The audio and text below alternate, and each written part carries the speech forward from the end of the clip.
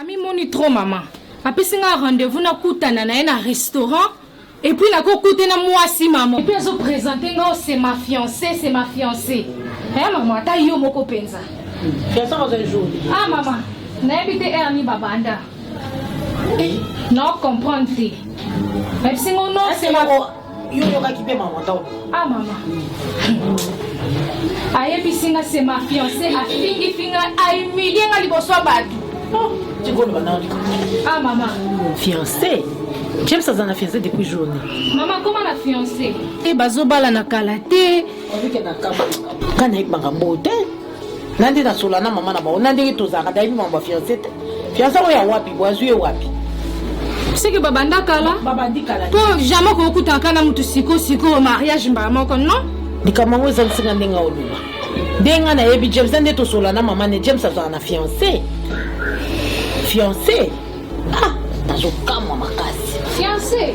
Yoka pomo ana. Na moni vraiment du quoi donc Dédé na mwana na ye ba ko sika tu mutoko sakana. Mama eksakio na boye na ngaka yo to forcer na makambo nyo. Ba shuku na zemi na maloba parce que oza soni makasi ba okusingai. Donc Dédé na mwana ba sala ka ba aventure na mboko. Yo ngana yo kilelo. Non, tu sais quoi? On a laissé depuis Kala. Je disais que Botika moi on va lui en afin dans la Kenya. Cet homme ne veut pas de cette fille. Hein? Alingi n'a été. Hein? Vous forcez cet homme à ça, au bout de laissez cet homme tranquille. Elle ne veut pas de Tanesco à que humilier. À humilier, on va lui dire. Yon tout au tindi à ça. Tu as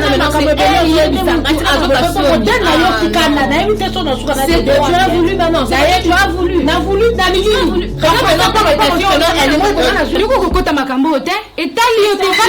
Pardon. Je parle de choses sérieuses, c'est je parle de choses sérieuses et l'autre est là. Parce que la personne dont à qui on se faire une lettre et tu as bien vu qu'elle a une femme. Ok. Donc, ma caméra son James ne présente plus à ça parce que il t'a bien prouvé que il t'a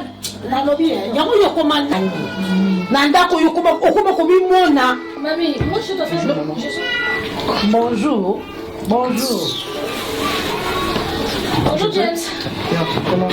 Yes, ça va aussi. Je peux? Je peux te tellement quand je peux nani. Papa, je te prends. Merci.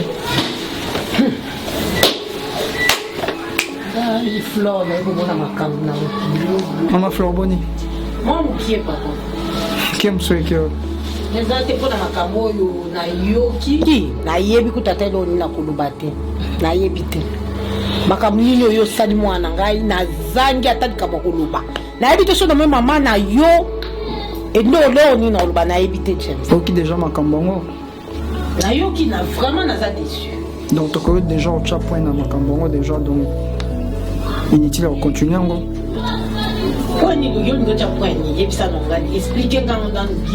je étais clair. Na bengaki na restaurant pour na présenter fiancé na. Fiancé na yo. Maman. Donc projet na bino sur na Dédé.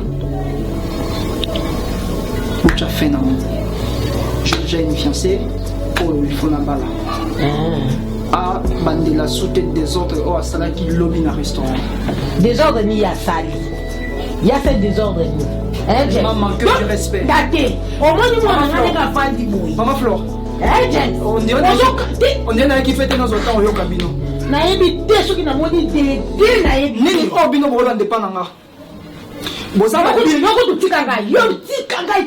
maman, non, sur la bonté, non, sur la vraiment pas naïo. Badil, la bino, on a maman, je ne sais pas. Un jour en mariage, tout le monde parce que tout le monde devait être éclairé de ça. Tu te rappelles le garçon que tu plairais pendant la fête, ton attitude. J'avais pas voulu parce qu'il y avait beaucoup de gens dans le jardin où maintenant on m'a crié pourquoi la femme mariée elle est en train de pleurer. Tu citais un nom là, je ne sais pas si c'est imaginaire, c'est quoi? Et puis aujourd'hui là, moi je pensais que tu plairais l'émotion, mais aujourd'hui là, tu penses à une personne que je ne connais pas. Mignon, c'est comme ça que tu devais faire. Et dis-moi sincèrement, c'était quoi? Tu plairais pourquoi? Non, c'est pas quelque chose de pleurer encore, s'il te plaît. Nalimuna yoka. Oui, ça va. Qu'est-ce qui s'est passé? En me parlant de ça, on rappelait moi les sous-sous. Je pense que ce qu'on comprend ne m'énerve pas, s'il te plaît. Ne m'énerve pas. C'est tellement que je pensais à mon papa. J'avais voulu que le jour où je veux me marier, papa n'a pas zala. Mais le nom que tu avais cité, c'était pas le nom de ton père? Tu te rappelles? Moi, je vais l'appeler comme ça. Et tu peux. On aurait la peau de papa, mais tu sais pas pourquoi tu m'avais pas dit ça. Et je t'ai demandé, tu me dis que non, tu as fait mal à une personne. Tu sais comment je me rappelle dans mes oreilles. C'est ce que tu m'avais dit. Non. Mais non, là, tu me dis qu'on aurait la peau de papa avec nous. Ok, c'est fine. Non, tu dois comprendre que toi, Nambo Kalibanda, il y a des gens qui sont mariés sur Kalibanda, les parents vont arrêter, c'est normal. Il faut pas faire ça, non, ça. I'm sorry. Bébé, j'aurais voulu, papa n'a pas fait vers l'avant que je me marie. Tu m'as encore rappelé. C'est que tu dois comprendre ceci, ma chérie. Non, arrête ça, s'il te plaît. Écoute. Nous tous, nous passerons à la mort. Et la mort est le destin de tout être vivant. Il ne faut pas faire ça un problème, s'il te plaît, ma jolie. Tu dois aller au travail, tu plais, comme ça, c'est pas bon, non? Mais promets-moi une chose, chérie. Bien raison. Promets-moi que tu ne dois plus me poser cette question. Je l'ai déjà posé, non? Je l'ai fait. Promets-moi, merci. Ok. Mais bon, ça, on a dit. Dans un instrument, on manipulé à chaque instant. J'ai mes sentiments. Dans un genre, il y a pas si on a préféré. Moi, Gisabelle Nayo.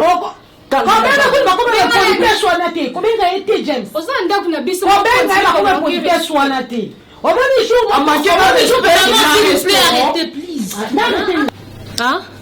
C'est trop ridicule. C'est trop ridicule ça, non? Les Français sont ridicule. Arrêtez.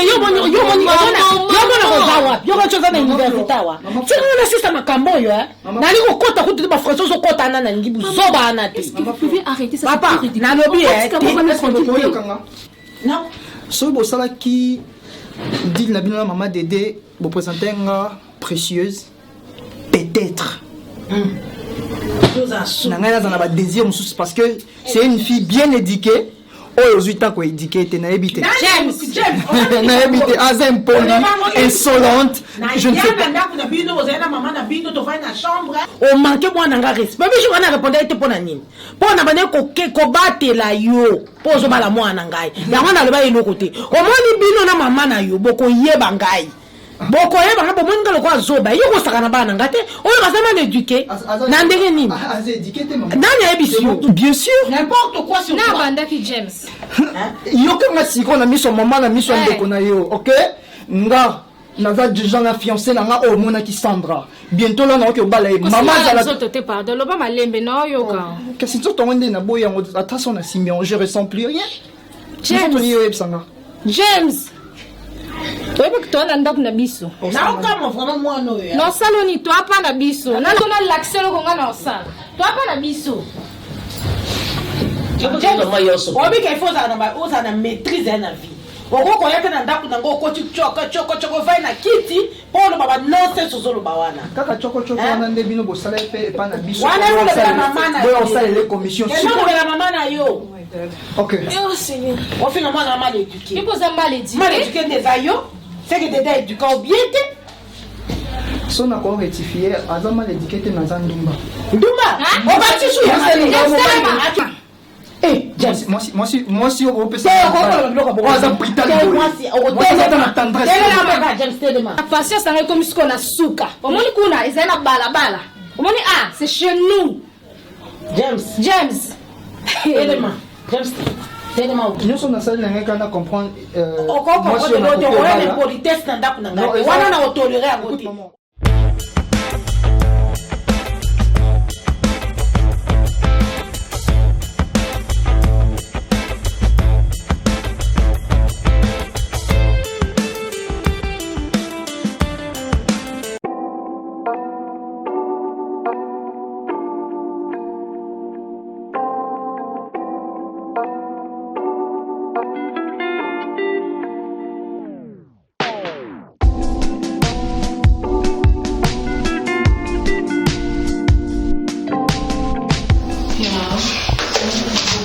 Dis-moi, tu vas hernie.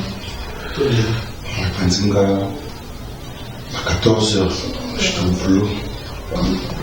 Tu te sens comment? Je me fais mal à la tête, mal au dos.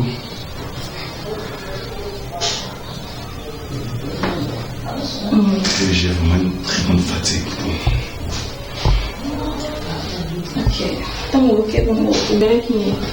La qui a paracétamol pour la douleur. Quando uno comincia a conseguir.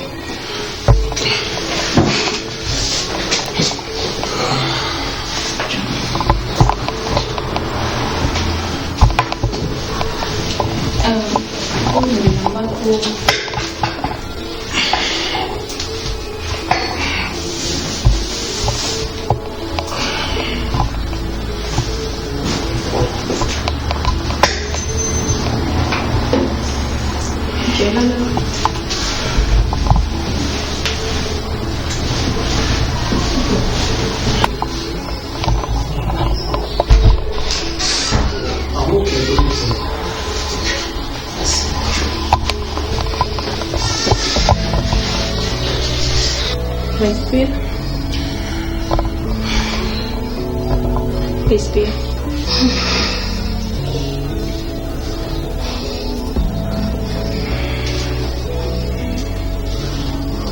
Expire.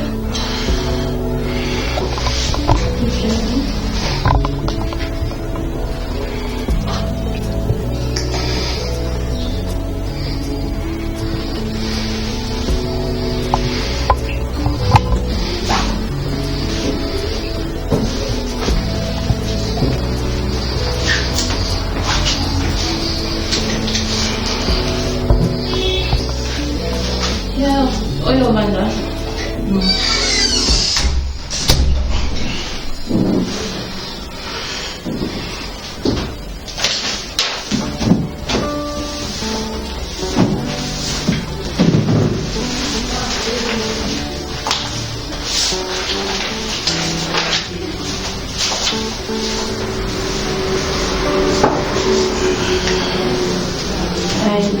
Não sei lá, o Nunes puso uma baquice me sonou o meu salário. Eu sou mamãe.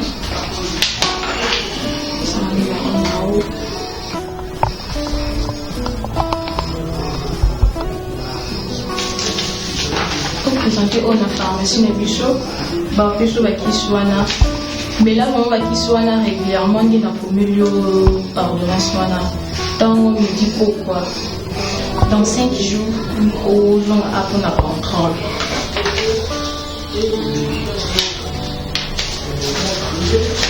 Appelle-moi à dehors dans mon hôpital. Comme ça, tout à l'heure, tout seul. Il est souris maman vraiment, ok? Ok, pas de quoi. Yeah. Bien, Ok. mais apparemment, le vie, nous sommes pour un contrôle dans 5 jours. Non, parce que ça fait 5 jours. Avant 7 jours, avant 5 jours. Ok, je vais voir, j'aurai le temps. On lui dit que la pharmacie va compliquer. Il va compliquer. Ok, ça va. Merci beaucoup. Merci vraiment pour notre aide. Je suis sûr que tout le monde qui sont bien fait. Et ça, pour tourner ça, je te dis que j'espère que dans la guerre. T'inquiète, l'année là, quand tu es au péché, et on est là, tout le monde bien. Merci. Unamwasi kitupu Ama mipende minene boba roba mikuse. Siko tango. Jepsalinga hapo.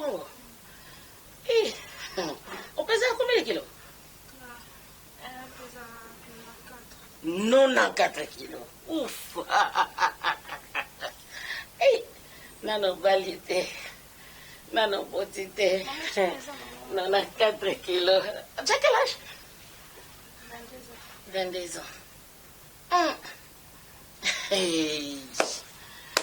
Ngadede. Eza ngo mabete bon. Moi na ba minene no wana Wo ba minene nunde uzana ngwana. Fonu kwa mbali moko munene leti yoti. Otala pe James bien. Mwana ngani mannequin, surtout Mickey. Taille na séduisant. Mais il y a ba minene oyo. Obali na mute, oboti na te 94 kilos. Boti bo balana, okoma na ba 187 kaneti ngati.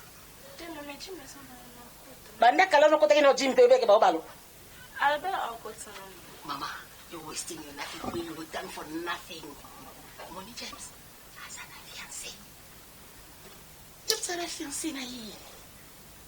Fiancé na yi as un médecin. A aussi ça la médecine année aux années terminale. James est fiancé. Donc ceux qui ont fiancé t'es bon. Na ba minene no yo.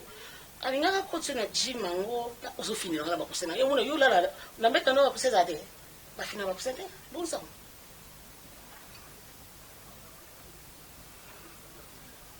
Nanda kula no wala na mbeta ko ite. Ya boy. Netianga. Iluka mbala munene lo kwayo. Busara couple batani nene. James azana mwasi ne tai maneke. Ana mwasi na kokana ni tai.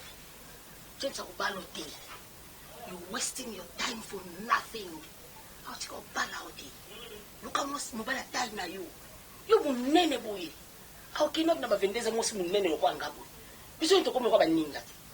Tuza kwa apepe na minene. Otuna kiti. Ukutani kana mnanzela, ulikuwa bata identité na yete, asaka na mama ndenge nini, auta na famille nini, mara moye, okaso kabo mwenye kumali. Oye lukanye pas de richesse. Tu as besoin de quoi? Pardon? James n'est pas fait pour toi. Ok? Ne viens plus dans ma maison. Zokaka. Oyaka suna ndako nakate mwana kaza mwana ngala mwasi naye. Oyaka le sudoki. Et puis nous yoko on va James teka tuna nga. Umwe nozo bima. Yebise ozo voyager. Ok Congo. Oyoki. Na mpondo suna mwana ngate. Oyaka suna ndako nakate munene kwa kiyoki. Na mpondo suna ndako nakate. C'est quoi avec toi?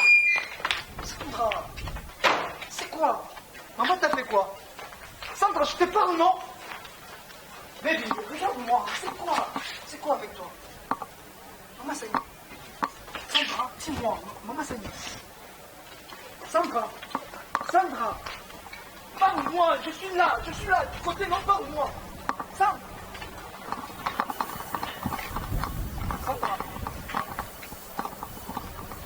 Pourquoi ta voiture t'est prise de là?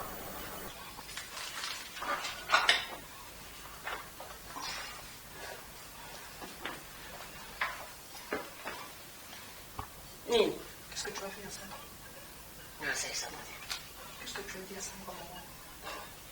Nalobi ça, maman. Maman, au lieu ici, Sandra, nini? Nalobi ne lokote. Naloba nini? Maman, oza femme de nini? Bato eza nini? Maman, eza nini na yo linga na makako deva bato boye? Eza nini? Qu'est-ce que tu as dit à Sandra? Est-ce que nalobi na Sandra loko? Sandra, c'est ma vie, maman. Nako permettre yote. Nako permettre yote, maman. Côté la Sandra. Maman, nous avons c'est moi ce qui était au kabongi na moi nanga. Comment Sandra est ici moi zoni na kanda? Sandra nyo yo kangate. Menga na koyeba ndeni James. O wicho zane na chambre. Na lobi na ye aza moi ce qui toko. Maman Dédé, na yebite na Pourquoi tu ne me crois pas? Est-ce que ça pour sa vie nanga? Oza na posa la vie nanga. Mais papa yo la kisinga fia. Calme-toi d'abord. Maman, eza nini na yo? Na Didier. Est-ce que ngata na ina Sandra na charge? Est-ce que ngata fingi sana? Maman, ça dépend de ça comme ça de cuisine cuisine. On va dire maman zoluka. Na yebi sanga lo bana sanga. Alingi million ici akenda na ye, million nkolo aloba nyoso ko aloba million lelo akenda bala. Siko na ye Sandra jeune fille oza na fraîche aza ayebi masumu te. Abengani susan. Na bengani. Na yoka ki maman zolo bana chambre mais na kota kitenga business ka basani. Merci beaucoup. Na sali Sandra et l'autre côté James. Na lobby na Sandra et l'autre côté papa. Merci. Faut la nous dîner là. Tu nous as confiance dans la laisse-moi te dire que oza ndoki ya maman. Oza vraiment ndoki ya maman. Mana nyonso tu ba tu nyonso malamu na présenter au lingi. Entre nous makamsolo banange kamusanga. Na nini maman? James. Na nini? Qui ne peut pas dire son mépaille. Sur le téléphone, Sandra n'a plus ta vie. Est-ce que, si je comprends bien, nyonso yo osala ozomanaje kande Cristalline te nazomanaje te nalobi kaka nde na ndenge ati motu te totali mpenza Cristalline na Sandra neti na baage na yo mwasi ni okoba une fois nga na vie na mérité sous Sandra te operdre nga merci beaucoup Sandra ndeni Sandra aza monene lokola kimfuki nde Sandra oza okomisela ngai Sandra wana kokai na tai okoza mosa tai na ote moto aza monene lokola ngai aza kibuki ndengwa na Sandra aya wanataka kupeta hizo kama meko yao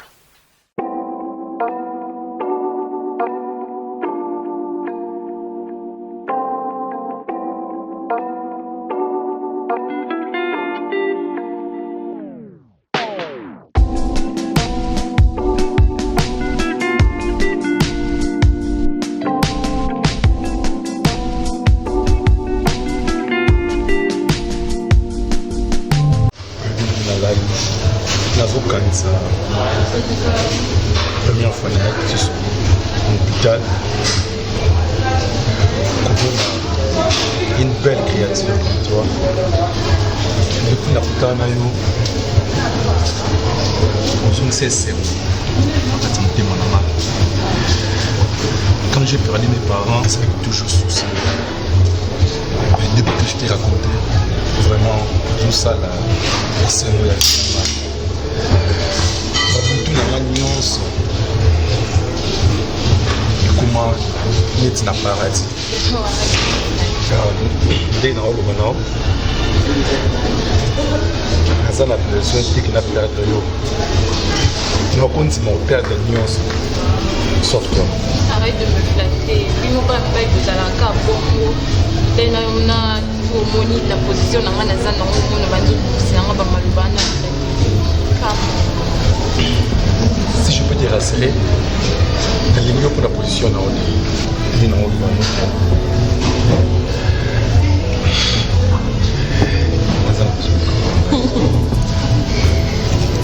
tu sais quoi? Bon, Naza a besoin d'un mobile sérieux.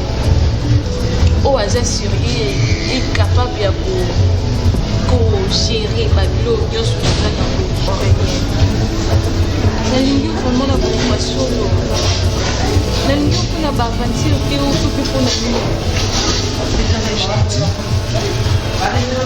nakoki toflate otumana bango kende eza sérieux eloko nga nakopesa yo eza kaka bolingo gérance peut-être pour t'aider oui gérance nako gérer po juste kaka mpona aider yo mais nga pembeni na yo eza kaka bolingo je te dis que soki nzambe apesaki yo pouvoir ya kofungola motema na nga omona nini eza kati ya motema na nga peut-être olingo atunanga makambo wana te vraiment je t'aime de tout mon cœur je ne peux pas passer une minute sans passer à toi nakanisaka yo air nyonso ya vie na nga depuis na vie na nga ochange même makanisi ya vie na nga juste que pour yo ozala heureuse hein? Regarde-moi Gemma, je t'aime.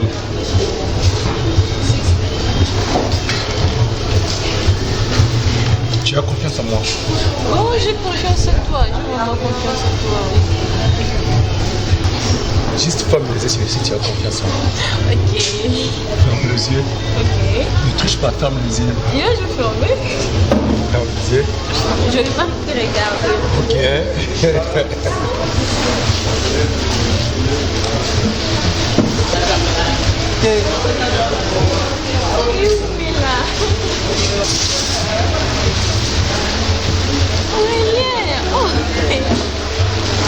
Je peux ouvrir tes yeux?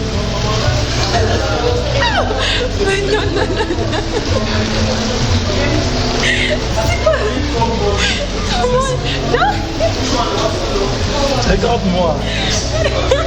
Jemima, regarde-moi. Regarde-moi. Oh my God. Regarde-moi.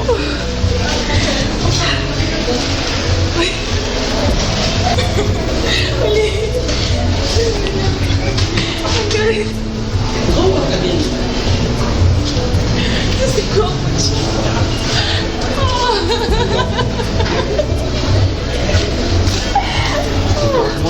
pas.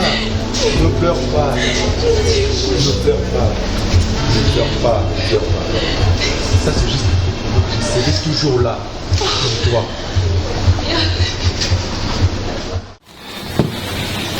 Mais n'aime pas, en quelque sorte. En quelque sorte. So, I know about your Simba. I don't know to it. Ok. Maman, madame. Les gars, non, vous sont là. Moi, il est trop amusant. Et il était. Le temps, on a amené là, non? Oui, il y a un moteur aux amis. Parce qu'on va là. Ah oui, hein? Donc, On est passé. tout à fait, nous avons même. Oui, il y a un moteur au balai. Il y a un moteur au balai. Tu es en bas là, maintenant. Wow! Tu es trop marrant. Il y a un moteur au balai. Oh, c'est ça, il ne peut pas dire on a eu. Hein, monsieur? Hein? C'est quoi encore le nom? Les notes et les oui. Oh, le oui. Merci beaucoup. Comme je disais, une fois, je parlais avec Lydia Ngala Tchiyoui et elle me disait non, il faut qu'on balle. C'est ça. Attention, Non, merci. Bien. Merci beaucoup. Oh, Bim, ça, on a le yengebo. Bima. Oh, bah, il va baller. Bima. C'est fou, non, je parle. Bima. Foin. Foin. Divagation. C'est la règle de l'eau.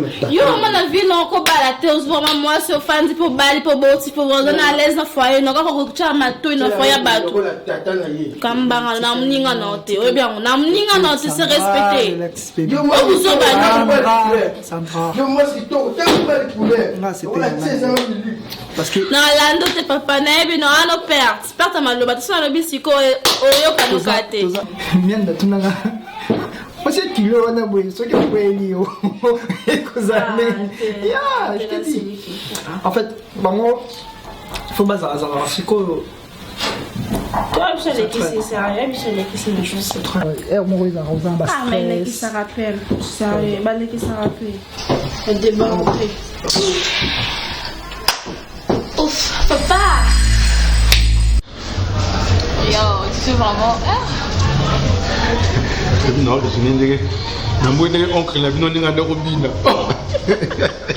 Ah vos mères ma tête mais non na Mais tu le vois comme ça dans coco on dit pas que robina bon. non il était heureux parce qu'il n'a pas lu voir vraiment Yeah, marché de Lamba wana. Yeah, malgré tout déclaré en tant que peu compliqué mais il était très bien.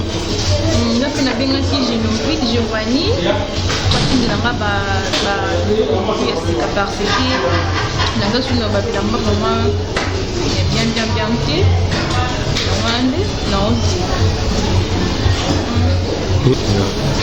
Elle est toujours trop belle. Tant l'autre qui c'est 3 ans déjà. Donc 27 ans encore à préparatif par mariage. Donc là déjà il y a tout. Donc photos de la business. Photos de la business. C'est là quand on va le où tu commences. Quand on va le bal là. Il faut qu'on commence à couvrir un. Très belle.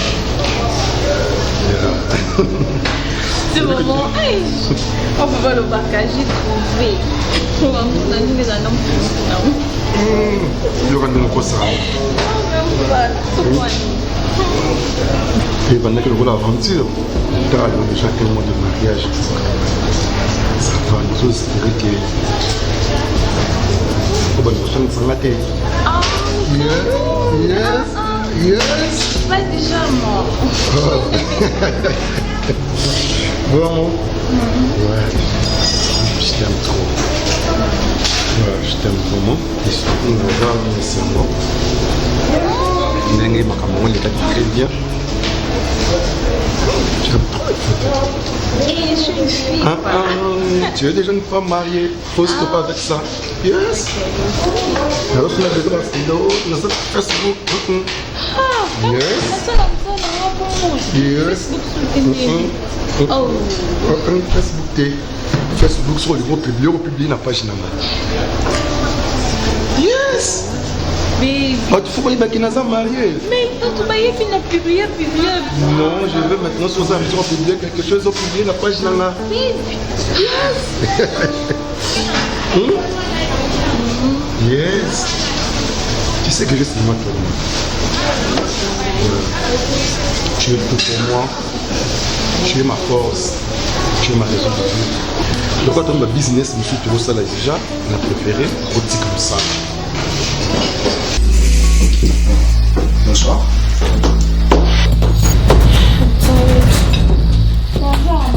Bonsoir, mon fils, ça va? Ouf, I'm so tired. Amène-moi de l'eau, s'il te plaît. Il y a plus un boss. Pourquoi ça va, papa?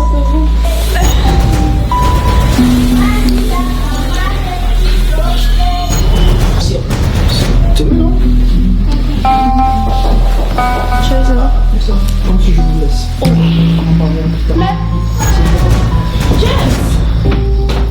James, Sandrine, Quoi ça? Qu'est-ce que c'est? qui il est? Attends, Nani. Mon fiancé, maman. Papa, Asa timide parce que I'm so sorry. Ah, mais ça, ce n'est plus de la timidité, c'est de l'impolité. Pourquoi? Parce que là, j'ai monté sur les motos. Devant les femmes. Papa, c'est pas ça. Asa est timide, il faut comprendre. Quelqu'un qui veut se marier face à Timmy. Papa, ça arrive des fois, non? Asa est timide, hein? Ok, donc, I'm so sorry for what happened back. I'm coming back, I'm so sorry. Tu as un problème là-bas en Afrique d'ici. Non, et ça question beaucoup là-bas en Afrique d'ici, papa. Oh, yo, monde en a directement combien de messieurs en question. Asa n'a pas 7 et puis Asa dit qu'il était à côté de la famille. En tout cas, la façon dont je lui ai vu aujourd'hui. Ah, je suis désolée. Il va là, oh, pas chez moi.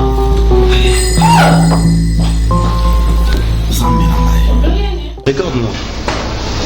Nazan a besoin que tout ça dans le business autour de ça. Nazan a parlé au moins il y a $100,000 déjà. Vous avez besoin de travailler karaté. Non, je dois travailler. Je te dis qu'il faut aussi comme ça là. Mais c'est quoi? Il faut aussi comme ça là. Non, non.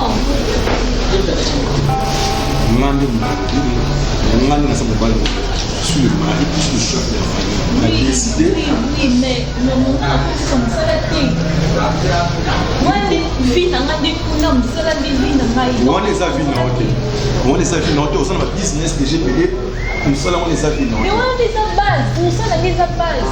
base c'est les fonds eux sont dans $100,000. Il y a mon base. On les a bases. Nazan a besoin de de même façon où les gens en hôpital, et ça de même façon où les gens patient tout le monde a trouble dans foyer. Et voilà. Donc au niveau de l'obélisque, pas passion ni au sobaya va faire belle dans la. Dans le bon côté. Mais dans le lobby non, dans le lobby na yo pour ngana ça. Soko linganga, il faut se décider aujourd'hui. Nazan a besoin aussi comme ça là wana. Il faut aussi comme ça là wana. Donc le quoi dans mon ayo l'hôpital. Mais c'est pas là non hôpital, il faut que ma passion ni sobaya wana c'est là na bango. So na c'est pas non c'est parce que maintenant na ngano tout à l'heure. Et ça que ma passion ni sobaya na c'est pas là bango mais non. Mais non, c'est quoi ça? Madame, Nazan a besoin de Nazan a besoin de et aussi maté, non, c'est comme ça la T. Non, non, non, N-O-N. Il faut opponer. Mande na émission. Il faut opponer. Bon, le choix est clair. Ok. Yes, le choix est clair. On me met dans le restaurant pour ça va vous au bana. Fais ça en contact. Fais ça en contact.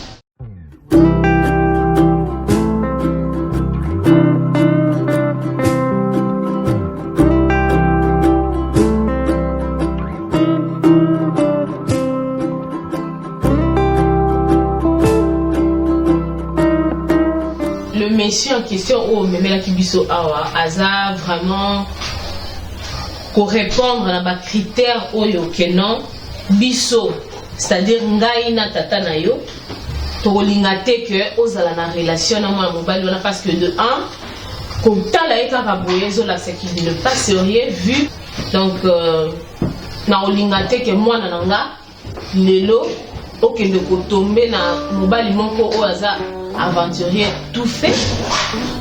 Donc, souci oh yanga maman na yo, lokola maman nya so saka nesengo que plus tard amona mwana na ye heureuse na ndako na libala. Bali nyonso tout oh la biso awa to ndima te kaka parce que tu es déjà une grande fille formala. Mais tozota la future na yo place nini oyo okende kovandela. Je ne sais pas si je me fais comprendre ma chérie. Chérie, je sais pas si on a lobby ma vie. Oui, ça c'est une bonne vision parce que tu vois, j'essayais de voir les garçons et puis par rapport à ma fille, sa conscience intellectuelle, il y a mon bas les uns et trop bas. Tu vois? Tu te rappelles encore lorsque tu m'avais dit, là-bas, maman, tu vois, il y a l'harmonie. Vous avez qui couple, vous avez et puis les gens, bah toi, on a laissé moi. Ma fille, tu as le niveau de la vie d'Abisso, tu as la mobile de la s'il te plaît. Je sais que tu as. Quand tu me demandes tout, je le fais, mais sauf ces garçons que tu m'as amenés chez moi, s'il te plaît. Son poids derrière ne concorde pas na yo.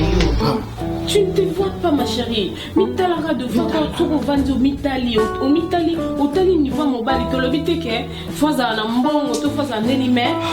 Jeu physique quoi. Donc aux ana mobile na yo, on se sentit bien qu'aux ana mobile.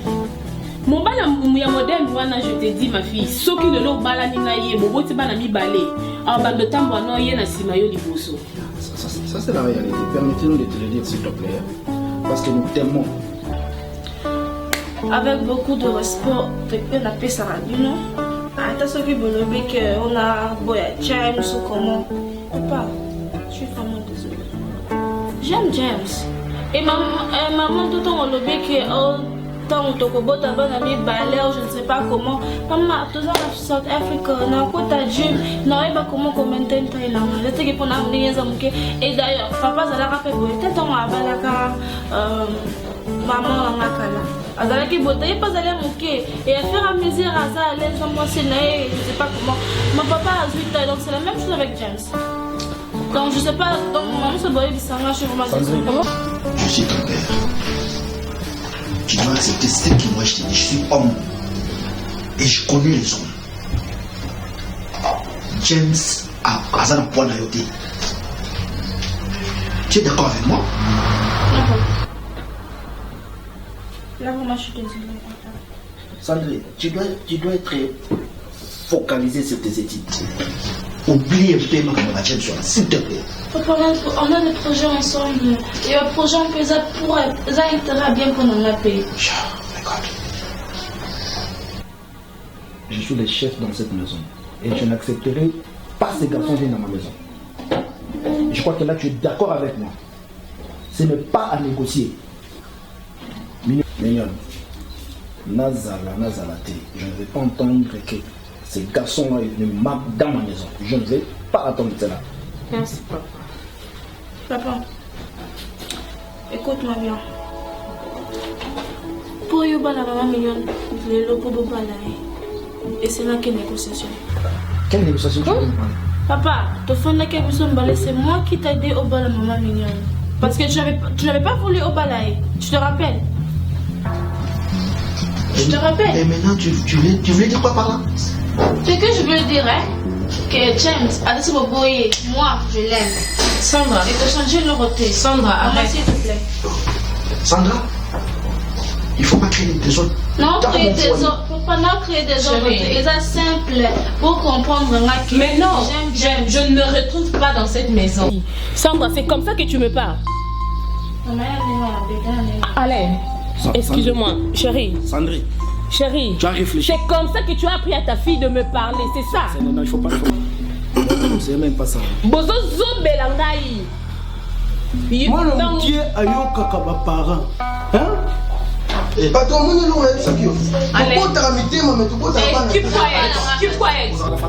Chérie, ce qui est ça, n'a boyé. Descendre à mes parts, et tant que ta femme. Je considère Sandra comme ma fille. Mais la façon dont elle vient de me parler. Seulement, elle veut nous convaincre que elle l'obélina hier, ou elle la piscine directement. Je sors. Sandra, tu as dit ce que tu as créé dans ma maison? Pas trop. Papa, elle est pas grave. Pas trop.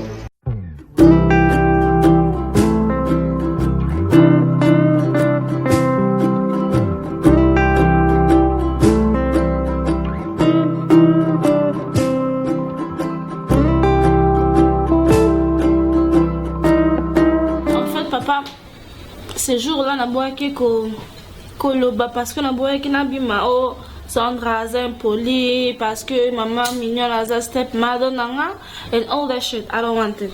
C'est pour cela, na boyaki na un jour moi pour qu'on parte moi et toi. Ok? En fait, papa, nandema malem, nandema kimia, please, s'il te plaît, pour que ça rende James T. Parce que au début na kimia et quand ça chauffe na déborde dans ma vie. Donc please pour que ça rende James T. Papa, pourquoi tu compliques l'existence? Écarte d'abord maman mignonne. Tu dis à moi, moi ton père je ne vais pas. Pourquoi pas ça les binoni? Ma fille, il faut dans ça mon colo, dans une expérience à vie. Mariage oyo aux hommes, c'est pas la première fois que Nabala. Tu connais les conséquences de ta maman, non? Qu'est-ce qu'il y a eu? Kokota, Makambaliban na sentiment, le mot là sentiment. C'est ça que je ne veux pas pour toi, ma fille. Pour le moment, j'ai que toi. Dans tout ça, la montée pour nous, nous avons pas d'intérêt, mais tu ne vas pas voir ça maintenant. Demain, tu retourneras chez moi, je ne dois plus te recevoir. Concentre-toi dans ma classe. Forget about James. Point de correction, papa. Là où on a vu que on vivait qu'il a maman, on a une expérience en haut, et maintenant je prends la maman mignonne, je ne sais pas quoi. Papa, fais ça un peu chance, avec Madame James. Là, comment il est? Parce que sauf tout va bien.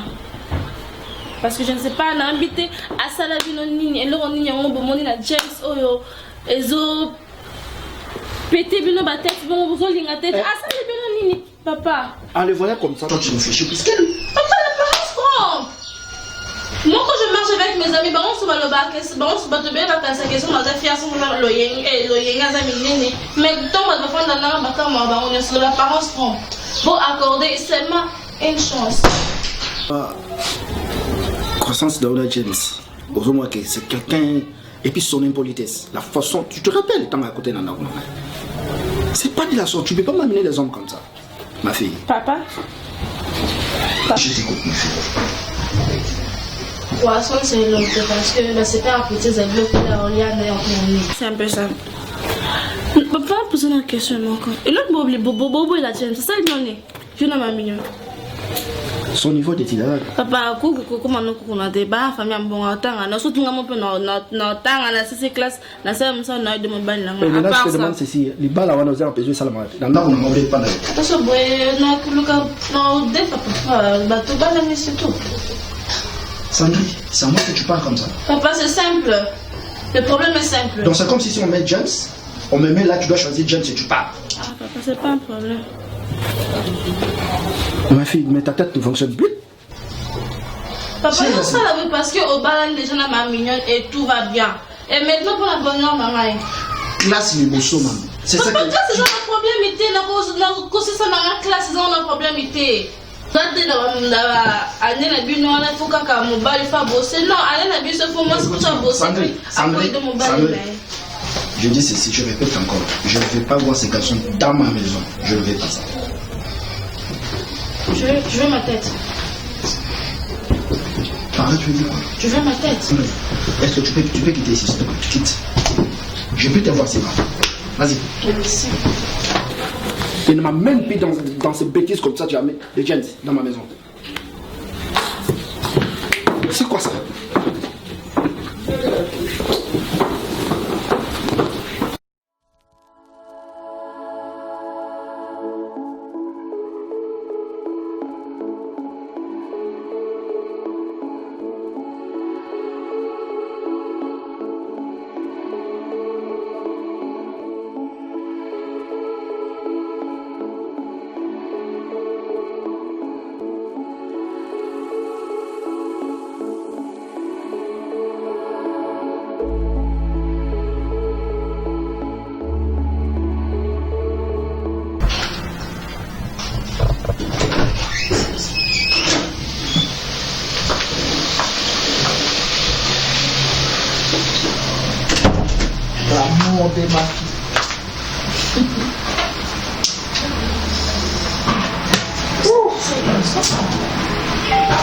Attends que j'arrive dans la cour. Baby, tu me belé. Ok, là, je reste. Tu me belé.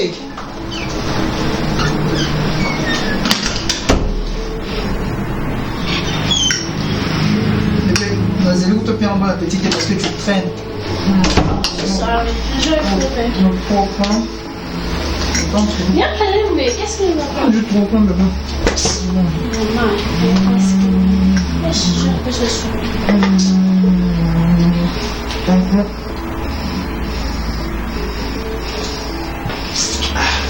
Viens, maman. Ok, bébé. Non. Viens, ma lèvre. Qu'est-ce qui ne va pas? C'est salade. Bon. Bon. Maman de deux soirs, maman, on y a. À propos, il y a ça à Manco. La salaire de pont, on y a. Je ne sais pas. Pourquoi ça pour se battre? En fait, chérie, ça répond à la dérange, mais je l'aime plutôt seule. Tu ne m'as jamais dérangé depuis que je te connais.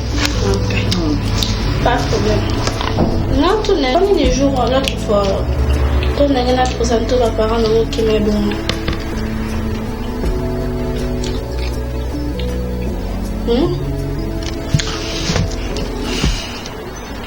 Apparemment, on a répondu à mon téléphone, n'est-ce pas? Je t'ai pas clair. N'a qui clair, Mayo. C'est la même réponse qu'on a repéré sur Pénélo. Donc, ce qu'on s'est rappelé la réponse, on a inutile de poser cette question, s'il te plaît. Peut-être qu'on peut mettre un poli envers mes parents. Même poli, tu veux ce que même poli? Yeah, parce que je sais que ma belle m'a cassé. Moi, je n'ai pas aimé. Franchement. Moi, ça m'a rendu hors de fondant mon bal. Il faut que ça va. Nasali yango. Mutoso nandinyo quand au moins que mes parents n'ont tout ce monde qui laisse faire, je ne sais pas, tout ça en personne. Aux humains, mon kimi. Tu vas changer si tu veux. Non, le but, ça qui bango. Ok, Sony, et puis ce n'était pas le bon moment où il a représenté mes parents, il ne représentait pas mes parents. Tu n'es pas clair, ça. Je suis clair. Tu me caches quelque chose. Je te cache rien. Quand je vis tes parents, mon maman trop jeune, papa jeune, dès qu'on réalise une vie sans grave, elle peut y avoir 15 ans, 16 ans, quelque chose comme ça. À l'âge de 15 ans, 16 ans, Sandra kolanda nzoto te osana na maturité te ya ozala madame, t'appelles Sandra madame, une femme babali, tout ça parce que nga James a réalisé qu'il n'a jamais prêté. Donc sorry bébé, sorry. Comme je disais, sorry, je suis pas prêt, ok. Faisons en sorte que mes parents Ngai James copain na yo qui est fiancé. Maman nanga lokwa yebi moni maman nanga ça un peu compliqué. Tant on luka réalisé Sandra na 16 ans, 17 ans, James c'est parce que maman considère un bébé. Il est pas au cause à la contre la zaboni. Et puis ça va pour toi Julie. Sandra réponds-moi, oui ça va Julie. Il a 3 ans. Âge va pousser à monter, va jouer, va dire âge, vieux homme, ça âge pour pas là. Est-ce que vous trouvez normal? On peut ça âge, il y a Diogo. Gili Maziba, n'a pas parce que Diogo Gili Maziba ne suppose pas. Après ça, âge. Après ça, 16 ans. Si quoi, n'avait pas dit, je me suis dans un match. Dans un match. Non, Gili Maziba, 16 ans. Et puis, mon oncle, ça déjà là-bas, Nani Balé, Ryan Maziba, Gili Junior Maziba. Mais après c'est âge, donc, par je voulais dire quoi? Quand ça âge, t'es capable de convaincre. Nazanayo, tous attendent, surtout c'est comprendre, toi et bana aussi ça rétite, et tu verras que ton bal en amis sont faciles, ma bébé. Ok? T'inquiète. On est en train de pour nos parents, on soigne, on a écouté un bango, ta maman est jolie, hein? Pas de problème. Malgré que c'est un grand marathon, mais il est pour voir déjà.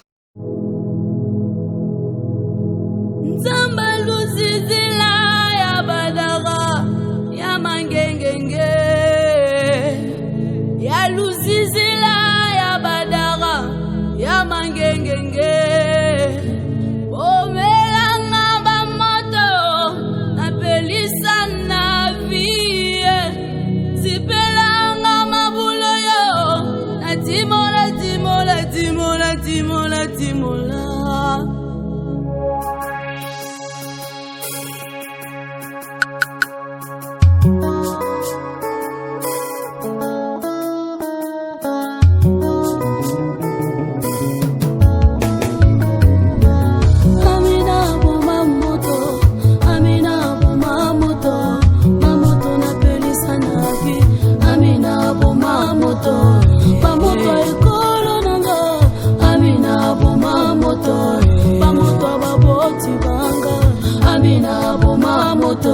natumeli nasumuka amina boma moto s'il te plaît chelanga na se amina boma moto dossier chelanga na se amina boma moto